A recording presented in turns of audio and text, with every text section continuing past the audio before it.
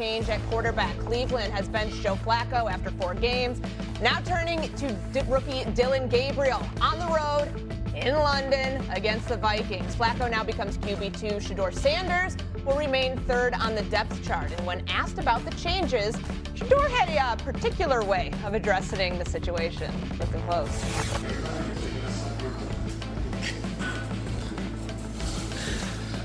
Vocally, anything to say?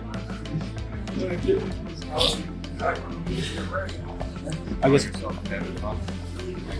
guess one more. I guess what do you think? You have to show to the coaches just to have that belief in you that you can be ready. What can you say? Oh, sorry, I was pantomiming. I was trying to pull a Shedeur Sanders there. So obviously, he addressed the questions, but did it in a way where we couldn't hear him speak. He chose to pantomime his answers. Stephen A., when you see that video, what's your reaction? I'm not going to overreact to it. I'm just going to say that he has to know that other people are going to look at him and consider that immature. I don't consider him immature. I think that he can play. I think that he's a leader. I think that a lot is prejudged when it comes to him. I think it's unfair. I can't wait to see him get his chance on the football field or whatever. I just think that at times, I wish people see ahead of time how they're going to judge you and how you should be. They shouldn't judge him. It's no big deal because every word he says, we micromanage, we dissect, and folks judge him accordingly. And I think that was his way of saying, you know what? If you don't hear anything that I have to say, okay, that's cool, and it's not a big deal.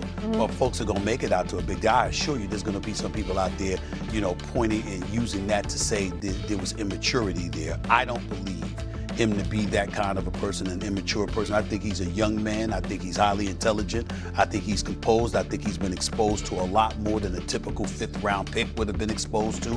Obviously, we know who his daddy is, arguably the greatest athlete who ever lived, and they get judged harshly. All I would say to both, I wouldn't need to say this to Primetime, but I would still say it to him and his son, that attachment, the bottom line is people are gonna be ultra critical. Just be mindful of it. Yeah, I would say this. Number one, everything, when you're at that position, no matter where you rank on any kind of depth chart as a quarterback, everything you do and say is a job interview. In the NFL, every moment. I think the second thing is this. That 30 or 40 seconds, Stephen A., while he may not be an immature person, that's an immature moment. It is. Because does that 30 or 40 seconds help you in your own building? Like, is that moment, is there anybody in the Cleveland Browns in that building that sit there and go, yep, that's a good moment for Shedeur. He shows growth or maturity, or he handled that well or whatnot. He handled the disappointment. Because in my opinion, I would have had Dillon Gabriel the 1 and Shedeur the 2 this week. So my question is, why is Shedeur not the backup? We're moving on from Joe Flacco. We're trying to figure out who's the starting quarterback or if Gabriel can be a starter in this league. I want to also know that about Shedeur. So why is Shedeur not the backup? That would be a starting point for me. Is that helping you in your own building? And then is that helping you in your outside of your own building? Is there another team, a general manager, a president, a decision maker that's going, I like that. I like that. I think that person's going to help us. I think that person's a good enough player that can help us. I think he can help our building, our organization, our locker room, make us better. And so while he may not be an immature person, and I agree with a lot of things that Stephen A. said, that's an immature moment. And I hope that there's somebody that in Shedeur's circle that says, hey, be yourself. I just don't think that that's helping you when it comes to you solidifying a role in a job at that spot in the NFL. The conversation with Shedeur Sanders has to be that you can't be yourself. The conversation with Shedeur Sanders has to be that you can't have fun. In his circle and around his people, they think that is part of his charismatic personality. That is part of him understanding how to engage, how to enjoy, how to take something that can be seen as a negative, because as Adam Schefter posted, he believes it was in response to what Rex Ryan had to say about the confident answer he had, saying that I believe I can play in this league. Have you seen other quarterbacks in this league? That was his answer to it. That was his response to it. That if I don't say anything, then you can't then criticize me. And in my estimation, my opinion, my advice would be, then actually don't say anything. don't pantomime, don't have fun, Say no don't enjoy it. Say, you know what? I'm the third quarterback. I am working every single day to be the best I can be. Now, it's unfair to a 23-year-old who, in the way I see it, is in the most unique situation we've ever seen a young quarterback be in. There are no other third quarterbacks on the depth chart getting interviewed every day. There are no other third quarterbacks being asked, why aren't you number 2? Why aren't you starting? What do you need to show to the world, to the organization, in order to be that guy? There is no blueprint to what Shedeur Sanders is dealing with. That is the pros and the cons of being Deion Sanders' son. Yeah. Right? That's part of it. And so, whereas I agree with what Dan is saying, that's a fair assessment of the situation. Yeah. There's also a part for Shedeur Sanders that all of this, the scrutiny, the way he's criticized, the wording that's used, is unfair to him, but it's where he is. He has to be aware of that. So you're saying basically damned if he does, damned if he doesn't. No, I don't think he's damned if he doesn't. I do believe there is a way to handle this that is a departure from who he truly is.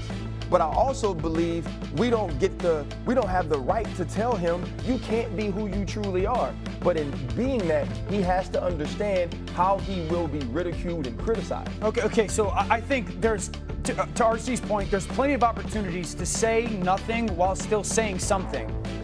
You can answer the question, I don't know, I got to continue to work better, I'm just working to try to get my opportunity. Like, you can say nothing without not literally saying anything. No, right? he needs to be a company man. I feel like we're not, let's just be real. You got to go be a company man. Like, Totally. Shedeur Sanders doesn't get to be Shedeur Say Sanders. the corny answer. You got to say the corny answer. You got to stick to the company line. Because my thing is this, there's 64 jobs like this in the world, okay?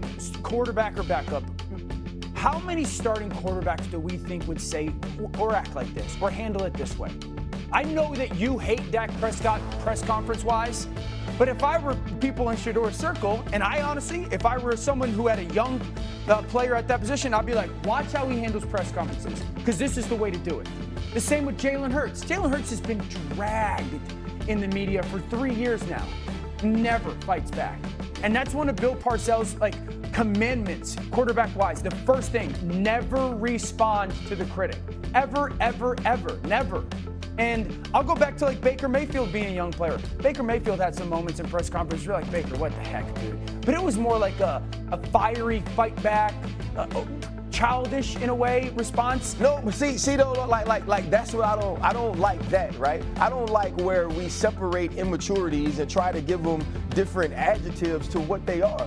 Baker was immature, and sometimes not only was Baker immature, Baker was defensive and offensive in the way that he responded to people. But we had seen that before. Shedeur Sanders isn't that thing. But we had we can't lump them into that. But we had seen stuff in press conferences from quarterbacks, players, and certainly quarterbacks that were like that, right? Like, we had seen that. I don't know. I don't ever remember seeing a situation like that where a quarterback does the pantomime, or I don't know the exact phrase. We haven't seen that. There's a few things to compartmentalize here. Number one, Shedeur Sanders should spend some time around Mike Tannenbaum. I mean, talk about the art of saying a lot without saying anything. That man is special. I'm saying that effectively. Why is Tannenbaum not saying that? The backstory to that, D.O., was that Mike Tannenbaum, first of all, man knows his football, love him to death. But that man, I mean, to interview him, like I interviewed him over I remember you said that. I've never seen anything like it. You literally ask him pointed questions, and it's just flowing out of his mouth. And every single interview we went we just look at each other.